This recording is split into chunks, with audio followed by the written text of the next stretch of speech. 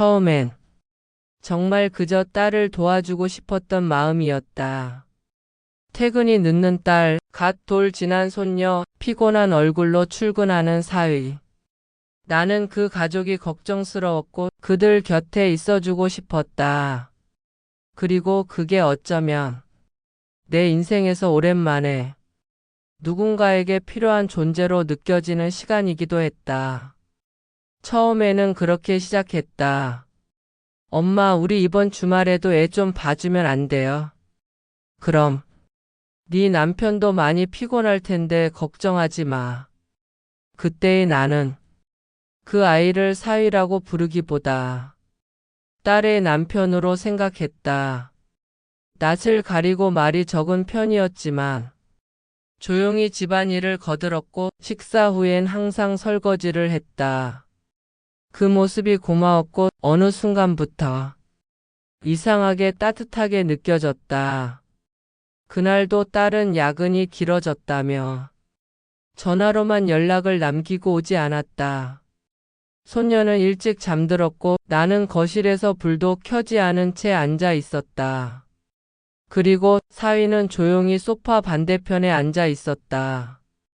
TV는 켜지지 않았고 우리는 마주 보지 않았지만 서로의 존재를 분명히 인식하고 있었다. 장모님, 너무 늦었는데 저 먼저 씻고 자도 될까요? 응, 그래. 얼른 들어가 쉬어. 그 아이는 고개를 숙인 채 방으로 들어갔다. 나는 그 뒷모습을 눈으로 따라가고 있었다. 그때 알았다. 내 눈길이 생각보다 오래 그에게 머물렀다는 걸. 그건 처음이었다. 나 스스로가 놀랄 정도로 의식하지 못한 시선이었다. 아무 말도 하지 않았고 그 역시 돌아보지 않았지만 그날 이후 나는 그 아이의 존재를 조금 더 가깝게 느끼게 되었다. 그때까진 몰랐다. 그게 시작이 될 줄은. 정말로. 그날 이후 나는 괜히 아이 방을 더 자주 들여다보았고 딸 대신 사위가 귀가하는 시간이 점점 더 선명하게 기억되기 시작했다. 말도 없고 조심스러운 아이였다. 하지만 그의 정적은 어느 순간부터 차갑지 않게 느껴졌다. 장모님, 저 잠깐만요. 그날 밤 딸이 야근으로 늦는다고 했던 날, 사위는 퇴근 후 집에 들어오자마자 조용히 부엌 쪽에서 무언가를 꺼냈다. 차 한 잔 드실래요? 저 요즘 이거 마시는데 좋아요. 그 애가 먼저 차를 건넨 건 그날이 처음이었다. 머그잔은 약간 따뜻했고 그 손길도 조금 오래 머물렀다. 고마워.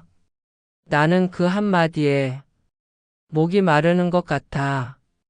입술을 2번이나 적셨다. 같은 방향으로 앉은 채 우리는 작은 테이블을 사이에 두고 말없이 잔을 들었다. 그는 말이 없었지만 가끔 내 쪽을 바라보는 눈빛이 느껴졌다. 나는 애써 시선을 피했고 머그잔을 더 오래 입에 댔다. 딸은 요즘도 잘 지내죠? 네, 바빠도 밝게 잘 웃어요. 그 대답에 내 안에서 묘한 마음이 일렁였다.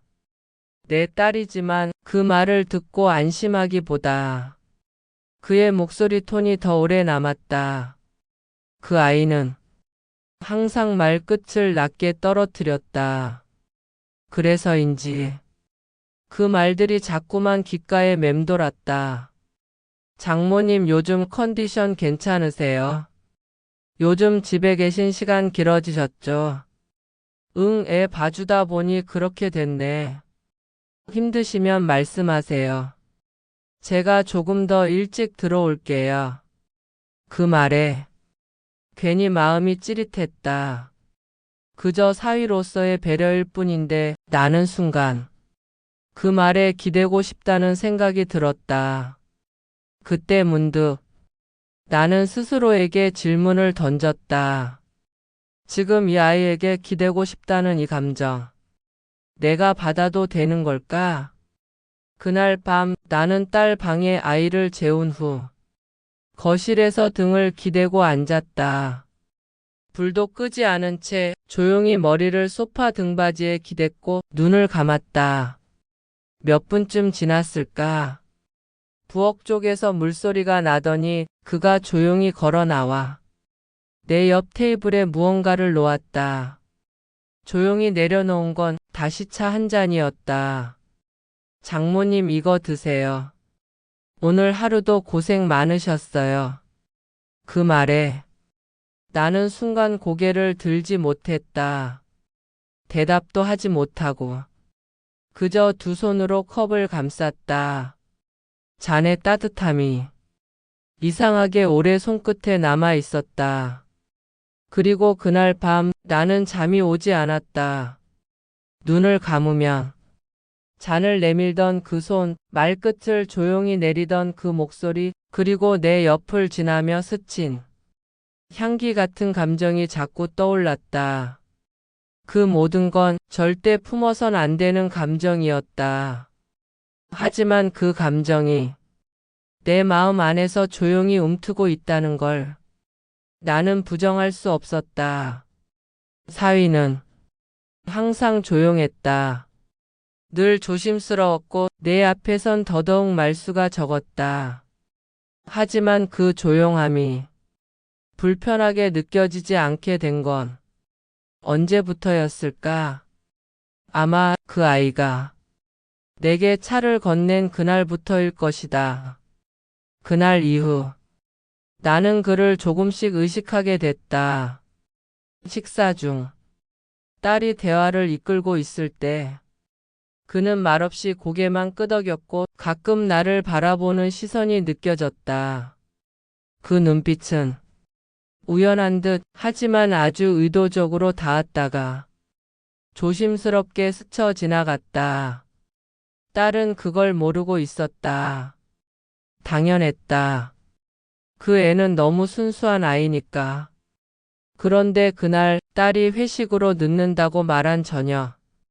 나는 일부러 저녁 식사를 조금 늦게 차렸다. 장모님, 제가 도와드릴까요? 아니야, 괜찮아. 손녀만 잘 봐줘. 하지만 그는 부엌 입구에 멈춰 서서 말없이 나를 바라보다가 천천히 다가왔다. 그래도 뭐라도 할게요. 같이 하죠. 그 말에 나는 젓가락을 놓을 뻔했다. 가까이 다가온 그의 팔이 내 손등과 살짝 닿았을 때 나는 피하지 않았다. 그 접촉이 길지는 않았지만 그 순간 마음 안쪽이 울렸다. 그는 부엌 한쪽에서 반찬을 접시에 담기 시작했고 나는 그 뒷모습을 바라보며 속으로 깊은 숨을 삼켰다. 그저 고맙다고 생각하려 했다. 하지만 고개를 돌린 순간 우리의 눈이 다시 마주쳤다. 그는 눈을 피하지 않았다. 그날 이후 나는 점점 더 그의 시선을 기다리게 됐고 그도 그걸 알고 있다는 듯 눈을 더 자주 오래 마주하기 시작했다. 하루는 식사를 마친 뒤 나는 딸의 방에서 손녀를 재우고 나왔다. 거실엔 그가 혼자 앉아 있었다. 불이 꺼진 공간, 차가운 정적, 그리고 그가 고개를 들어 나를 바라보았다. 나는 그 시선을 피하지 않았다. 그는 조용히 말했다. 오늘 하루 고생 많으셨어요. 그 말에 나는 조금 흔들렸다. 그냥 인사일 뿐인데도 그 말이 내 안에서 오래 맴돌았다. 그가 자리를 뜨며 내 옆을 스쳤고 나는 본능처럼 숨을 멈췄다. 그의 온기가 팔을 따라 가슴으로 번져오는 기분이었다. 그날 밤 나는 처음으로 내 손등에 입을 대고 조용히 속삭였다. 안 돼. 이건 아니야. 하지만 그 말이 설득력이 없다는 걸 나 자신이 제일 잘 알고 있었다. 감정이라는 건 말하지 않아도 전해지는 순간이 있다. 그와 나는 그런 시간 속에 살고 있었다. 딸은 여전히 바빴고 나는 아이를 돌보며 하루를 보냈다. 그리고 그는 늘 퇴근 후 조용히 내 앞에 앉았다. 우리는 마주 앉아 많은 말을 나누지 않았다. 하지만 가끔 동시에 고개를 돌릴 때면 서로의 시선이 겹쳐졌다. 그 순간 나는 심장이 뛴다는 걸 느꼈다. 그날도 그런 밤이었다. 저녁을 마치고 딸은 갑작스런 회식 자리에 가야 한다며 급히 외출했고 아이를 재운 뒤 나는 거실로 나왔다. 그는 소파에 앉아 있었고 내가 다가가자 고개를 들었다. 앉으세요. 커피 내릴까요? 아니야, 됐어. 잠깐 그냥 이대로 괜찮아. 나는 그 옆에 앉았다. 조용히 아주 가까이. TV는 꺼져 있었고 창밖엔 달빛이 어슴풀에 스며들었다. 그가 조심스럽게 내 쪽으로 몸을 틀었다. 장모님. 그는 입을 떼었지만 끝맺지는 않았다. 그리고 내 머리 위로 천천히 손을 올렸다. 그 손이 내 머리카락을 조심스럽게 쓰다듬었다. 나는 피하지 않았다. 그 순간 나는 여자가 되었다. 딸의 엄마도 누군가의 장모도 아닌 그저 한 명의 여자. 심장이 뛰고 있었고 숨이 깊어졌고 입술이 말라왔다. 이건 아닐 텐데. 속으로 수없이 말했지만 몸은 움직이지 않았다. 그 손은 조심스러웠고 짧았지만 깊게 머물렀다. 그리고 그가 손을 내릴 때 나는 처음으로 그의 손목을 살짝 붙잡았다. 그도 나를 바라보았다. 우리는 말없이 서로를 바라봤고 그 침묵이 말보다 더 큰 의미로 전해졌다. 나는 낮게 말했다. 아무 일도 없었던 걸로 해요. 그는 천천히 고개를 끄덕였다. 네, 하지만 우리 모두 알고 있었다. 이 순간 이후 우리는 절대 예전으로 돌아갈 수 없다는 걸. 사위의 손이 내 머리카락에 닿았던 그날 밤 이후 나는 그를 이전처럼 볼 수 없게 되었다. 아니, 애써 다시 장모로 돌아가려 했지만 이미 내 안에서 무언가 조용히 무너지고 있었다. 그 다음 날 나는 그를 마주보지 못했다. 아침 식사 자리에서 그는 평소처럼 말이 없었고 나도 아무 말도 하지 않았다. 하지만 그의 눈빛이 예전과 달랐다. 짧고 조심스러웠지만 그건 분명 무언가를 확인하려는 시선이었다. 나는 그 시선을 받아들이고 말았다. 피하려고 했지만 피하지 않았다. 그날 밤 딸은 갑자기 회사에서 숙직을 하게 됐다고 했다. 나는 고개를 끄덕이며 말없이 핸드폰을 내려놓았다. 그리고 알 수 없는 긴장이 가슴 속에 스며들었다. 오늘도 같은 시간이겠지. 나도 모르게 거실을 먼저 정리했고 TV를 켜지 않고 앉았다. 발소리가 들렸다. 그 아이였다. 그는 문틈에서 잠시 머뭇거리다 천천히 거실로 들어왔다. 나는 소파에 앉은 채 그를 바라보았고 그도 나를 똑바로 보았다. 오늘은 머뭇거림이 없었다. 그는 조용히 내 옆에 앉았다. 우리는 말없이 나란히 앉았고 서로 다른 방향을 보면서도 감정은 같은 곳에 머물렀다. 그의 손등이 소파에 놓인 내 손에 닿을 듯 가까웠다. 나는 손을 치우지 않았다. 그는 작게 속삭였다. 괜찮으세요? 괜찮지 않으면 어쩔 건데? 나는 나도 모르게 그렇게 말했다. 그 말에 그는 조용히 숨을 내쉬었다. 그리고 우리의 손끝이 아주 살짝 닿았다. 그 접촉은 처음이 아니었지만 그날만큼 깊었던 적은 없었다. 우리는 손을 잡지 않았다. 그저 닿은 상태로 머물렀다.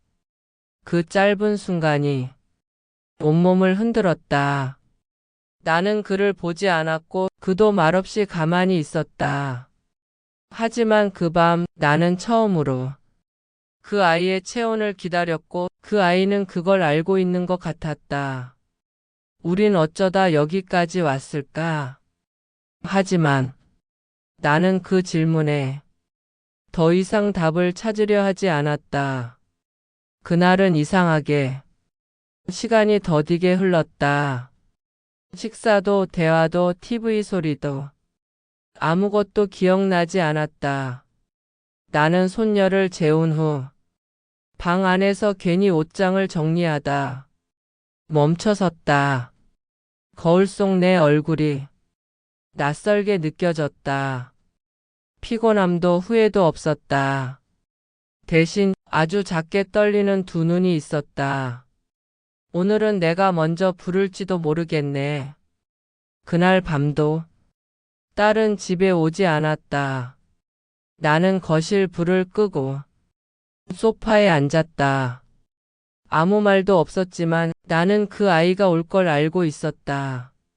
그리고 정말로 발소리가 복도를 지나 거실로 향했다. 그는 멈칫하다. 천천히 내 옆에 앉았다. 우리는 말없이 창밖을 함께 바라봤다. 잠시 후 내가 먼저 입을 열었다. 오늘은 늦네요. 그는 조용히 숨을 내쉬었다. 죄송해요. 늦게까지 고민하다가 그래도 오고 싶었어요. 나는 고개를 돌려 그를 바라봤다. 내가 기다렸어요. 그 말은 마치 다른 사람이 대신 꺼낸 것처럼 낯설고 뜨거웠다.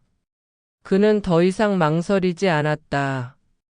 내 옆으로 조금 더 가까이 다가왔다. 그리고 그의 손이 내 손을 감쌌다. 나는 손을 거두지 않았다.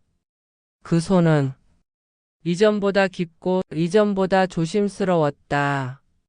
그 손이 내 손에서 팔로 어깨로 올라왔다. 나는 눈을 감았다.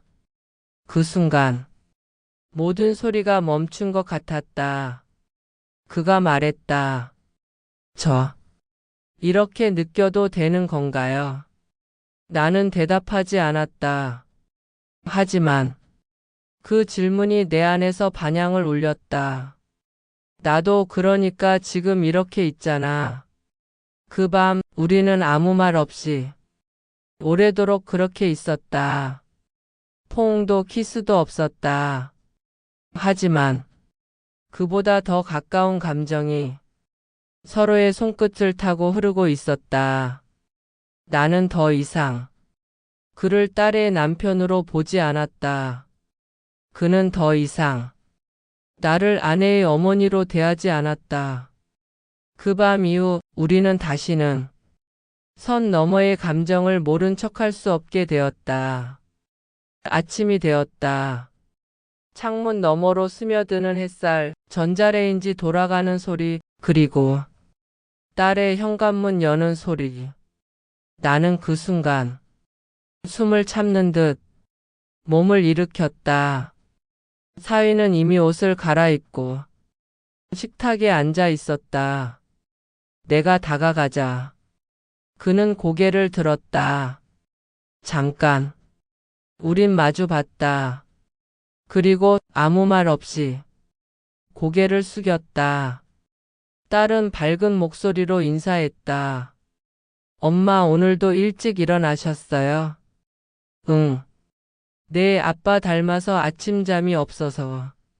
그 대답에 내 목소리는 나조차 낯설게 들렸다. 사위는 묵묵히 밥을 먹었고 나 역시 조용히 그 맞은편에 앉았다. 우리는 다시 일상으로 돌아왔다. 하지만 그 일상은 예전과 같지 않았다. 같은 밥상, 같은 시간, 같은 자리. 하지만 서로를 바라보는 눈빛만큼은 결코 같을 수 없었다. 딸이 자리에서 일어나 방으로 들어간 사이 사위는 조용히 물을 마셨다. 나는 고개를 들었고 그가 잠시 내게 눈길을 주었다. 아주 짧고 아주 작게 고개를 끄덕였다. 그 인사는 밤새 이어졌던 감정에 대한 마지막 인사 같았다. 그리고 그건 아마 앞으로도 계속될 침묵의 약속이기도 했다. 그날 밤 이후 우리는 한 번도 그 일을 이야기하지 않았다. 그저 매일 마주 앉아 식사를 하고 아이를 보고 딸을 웃게 하는 일상 속에서 서로를 마주 보지도 멀어지지도 않은 채 살고 있다. 그 감정이 언제 다시 피어날지, 언제까지 숨길 수 있을지는 모르겠다. 하지만 확실한 건 그날 밤의 온기와 손끝의 떨림은 지금도 내 안에 분명히 살아있다.